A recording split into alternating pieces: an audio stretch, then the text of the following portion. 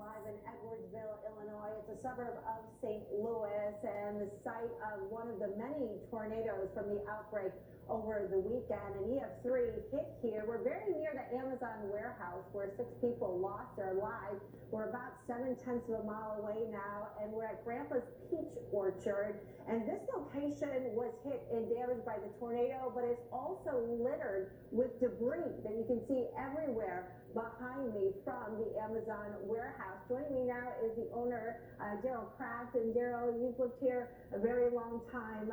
You've gone through many storms in the past, but never quite experienced anything like this. Give us an idea of what we're looking at and some of the damage you experienced here on the orchard. Yeah, so I've been here about 30 years. This is a fairly new orchard, about 4 years old, so it was just about to be into full production. And the tornado that cut through the Amazon warehouse sliced right through the field, left a path of trees blown down, irrigation system destroyed, maybe a third of the orchard taken out. So it's kind of devastating, the financial loss of that. But yes, the debris that is here, the foam board from the roof, the sheet metal from the warehouse roof, the ground's littered with these 4-inch screws that were used to hold the roof down. They're like spikes, so if you're driving your tractor, how do you get all those picked up? You might end up with a flat tire all the time, and tractor tires are expensive. So cleanup is the big issue here. I actually experienced 2 tornadoes on the property that night. The main one that came across from the Amazon warehouse, and then a smaller one that passed up by all the farm buildings that I was involved in. Not being able to get out into a shelter in time, I watched it all from the outside of the house, holding on for life. I thought I was going to die.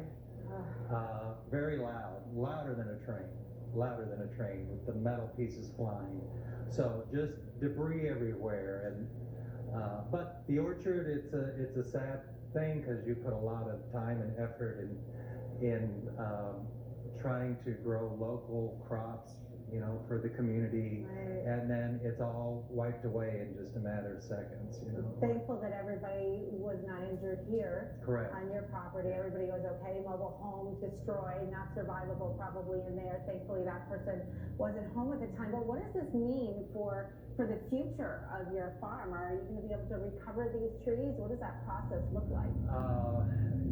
It's hard to say right now until after everything is cleaned up. How to go forward with this, replanting. Maybe we'll do that, maybe not. Maybe we'll just live with what's left. But it's too soon to figure out the path, right now, what's going to happen with the orchard.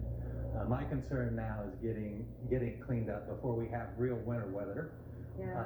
It's been nice, 70 degrees every day, but it certainly could be snowy and ice covered and 10 degrees.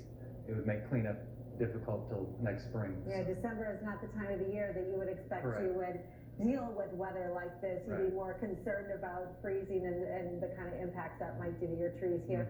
Gerald, thank you so much for sharing your story with us for today. So Thank just you. one of the community impacts that's being felt here as a result of the tornado. So this was not just the Amazon warehouse, this was surrounding properties. The tornado stretched about 3.5 miles through this area on the ground, and there were 4 other tornadoes reported into the St. Louis metro area as well. Alex and Julie? Thanks so much, Jackie. Yeah, just widespread impact. You mentioned